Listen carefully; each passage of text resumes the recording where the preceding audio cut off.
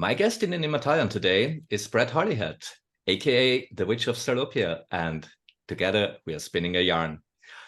Brett, you're a witch, author, speaker, and pole dancing instructor. Great to have you here. No, thank you so much for coming. It's a really great opportunity to be here. Just make sure none of your neighbours hear that I'm a witch, or else they'll come after me with burning torches and pitchforks. So, what has been your favorite story as a child? So when I was asked to find my favourite childhood story, it's so hard to try and find and pinpoint one, as I grew up in the Welsh Marches and in Wales, so I'm surrounded constantly by the tales of the Mabinogi and all sorts of rich folk tales that weave together a tapestry of just pure enchantment. But I think the one that is prominent in my childhood and in my life continue on, as well as many people who live in my home vicinity, is the story of the Wrekin. So the Wrekin is a distinctive hill, and it forms part of the northern salient of Shropshire's outstanding of natural beauty area. And it's also the hill that was the home of the Iron Age Celtic tribe known as the Cordanoe. Hmm. And they occupied it as a economic and social hub, as well as a defensive fort as soon as when the Romans invaded in AD 47. But the Wrekin itself is pivotal to our lives because it forms everyday part of our language. Like when we are talking to each other, we say things like, oh, we're going around the Wrekin, for someone who won't get to the point quick enough. They're taking us all around the Wrekin. And it's a very popular tourist destination, and it is shrouded in folklore. And the folk story that comes from my childhood is about a angry Welsh giant by the name of Gwendol Rhys ap Shenkin ap Mynydd Mawr. Bit of a mouthful, say it 10 times fast, it's great. What does it mean? What? So basically, when you see the word like ab or mab or vab, it means son of. So we say Gwendol Rhys, that's his name. So son of Shenkin, son of Mynydd Mawr. So Mynydd Mawr translates to be like the great or the vast mountain, basically.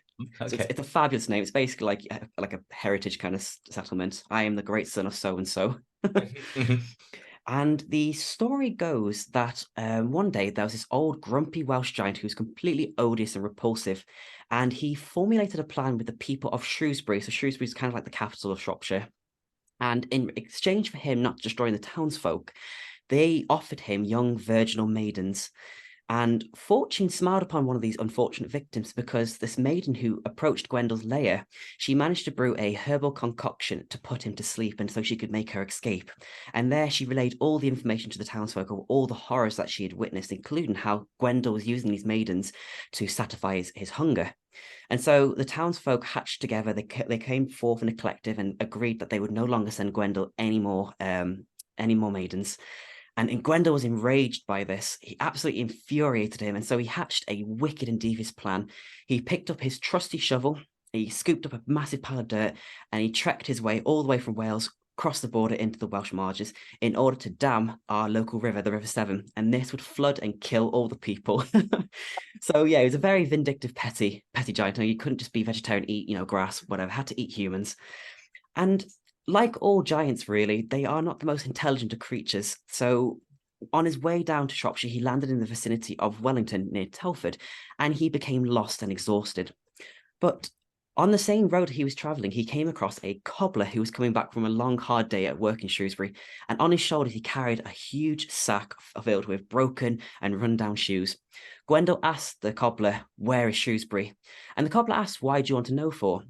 And so they engaged in conversation with each other, and the cobbler found out this devious plan Gwendol had of killing all the people, and coincidentally killing his business and his social life.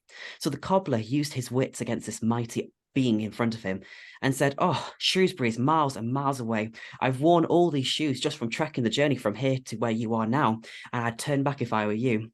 And Gwendol was so shaken up by this, already exhausted, that he thought, you know what, stuff this, I've had enough of this journey. He dumped the shovel of dirt onto the ground, which became our beloved Wrekin.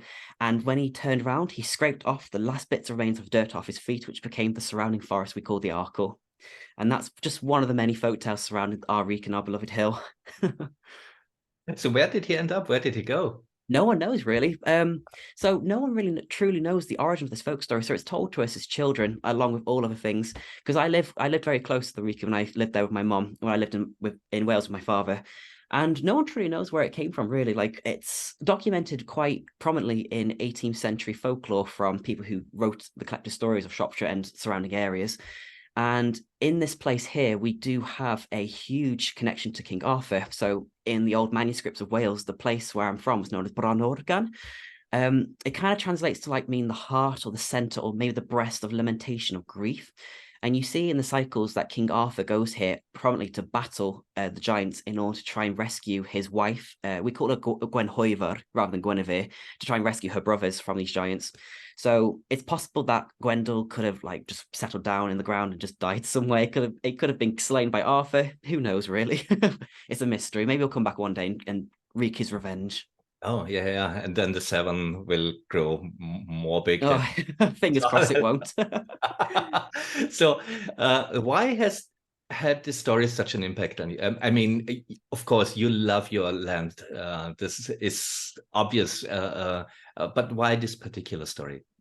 I think, like I said, it's really hard to try and pinpoint one, but I think this is probably one of the earliest stories that was told to me as a child, along with the Goddess of the River Severn, Sabrina or Havrin. And I think I love it so much because as a practice in which the landscape and the folklore plays such a vital role within my craft and in my practice that it forms kind of the foundation where I stem from. So to me, in my craft, stories and myths and folk tales like this, they almost narrate a sacred history and it continues to enchant our lives. So when I look at stories like this, I don't see them as just being these fanciful ridiculous stories about giants who maybe were a race that inhabited the land. I see him more as this intermediary bridge between us and our ancestors, how they viewed the land, what their perceptions were of the landscape. And so when we look at giants specifically, we see them as these ominous creatures who are massive. They contain this formidable amount of strength. And when we see in folktales, we see they are responsible for the construction of the land. So where they get into fights with each other, they throw the rocks that form our most famous rock structures. Where they tread, they form hill forts, just like the Wrekin. And when we look at this and we interpret it from a folk perspective, we see that almost they are the embodiment of nature. They are these spirits of nature who all are personified nature, and how they contain this beautiful but almost terrifying, monstrous energy that we must respect as people, that we are not centered to the landscape, but we are part of it on equal lengths. And when we don't respect the landscape, then ultimate catastrophe will happen at the hands of these giants. And I think as well, almost when I tell these stories, if I'm telling it at an event or if I'm speaking at an event or I'm telling my family, trying to pass on this heritage and lineage, when we tell these stories, they come alive. So these characters that they are alive, they're brought into the contemporary, while we participate in something that's almost primordial, this essence of creation. And so the stories are beautiful in themselves, but I think also it pervades a really significant bit of information that we can take for ourselves, that we can glean and put into our lives. So looking at this folk story of this huge giant who possesses his strength compared to a minuscule human who has to use his wit, we can see here that the cobbler has to use his mind over his brawn to try and defeat the giant. And I think it's great because if you look at any folk story, it can all be deduced to that, where we see a protagonist have to go through some measure of obstacle or a riddle or try and gather these companions in order to defeat a huge monster.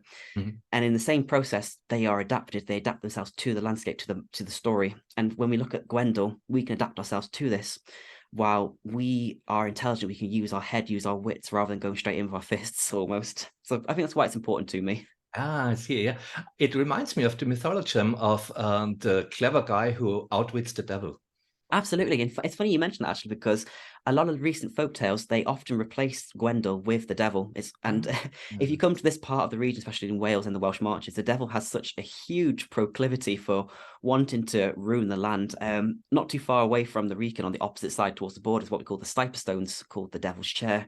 And it's actually coming up to the 21st, 22nd of December, which is where he gathers for his sabbatical meeting. And he calls forth all his witches for a night of revelry and mischief. So I'll be there. Hopefully you will too. Of course. Brilliant. Get the mead. Wonderful.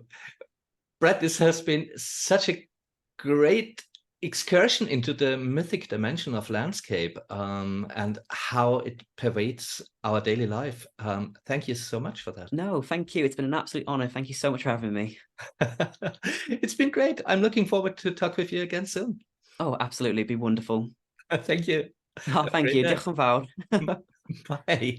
The world is magical.